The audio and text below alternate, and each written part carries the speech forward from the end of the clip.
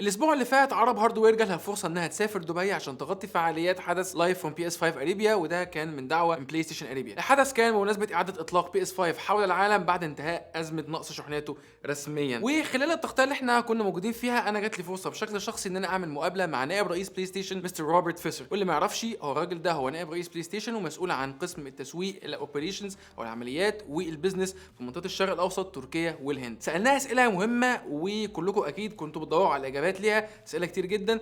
اسيبكم على الانترفيو ونشوف اللي نايم. Hello, Mr. Robert.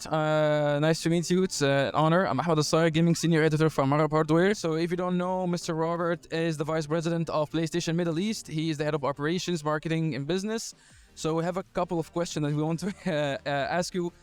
Today is the soft relaunch of the PS5 right here in Dubai after a period of COVID crisis, economical status.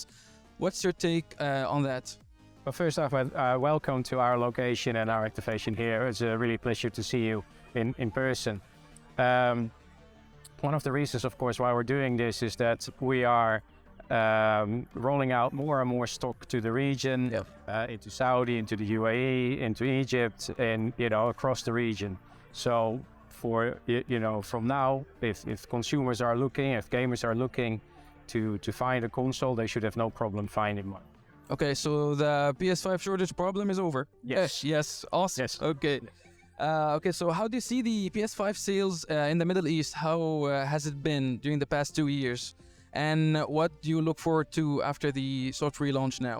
What are your expectations going forward? Well, we've seen, of course, with the PlayStation 5 an incredible demand for the console and all the game experiences that go with it. So we're very pleased and blessed with that kind of interest from the gamers. So from here, we just look forward, continue building into 2023 with some great products that are just released or about to release, and some other things to come for 2020. So we're expecting high demand over the upcoming period. We certainly hope so, and it feels so. Yes. All right. Okay. Any maybe barriers or any expected maybe issue that you can expect going forward also with this? What are your strategy going forward with making the PS5 the most dominant console in the market right now, at least in the Middle East? Well, I think if you look at particular kind of accessories or other products that we're launching, the Edge controller, PlayStation VR 2, and some of the games that we've announced on Spider-Man, and if you look at what we're doing with PlayStation Productions, the release of The Last of Us on OSN here in the region, are just all really kind of exciting cornerstones that are building for us up the year of 2023. So speaking of PlayStation Productions, we saw the huge success of The Last of Us on the HBO Max. What else can we expect from PlayStation from a productions perspective going forward? Can we expect more game adaptations, sort of?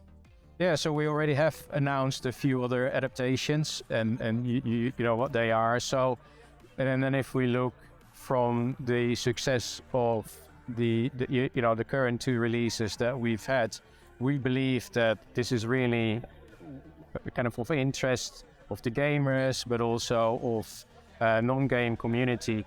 It's like, oh, this is really interesting. And maybe even some of those will actually start to pick up a console as a result of it and play actually the game of what they've seen. Yeah, we would actually love to see that. All right, so shifting gears towards esports. As you know, this industry has been booming right now in the UAE and Saudi Arabia and also Egypt. What are the strategies for PlayStation to invade this scene?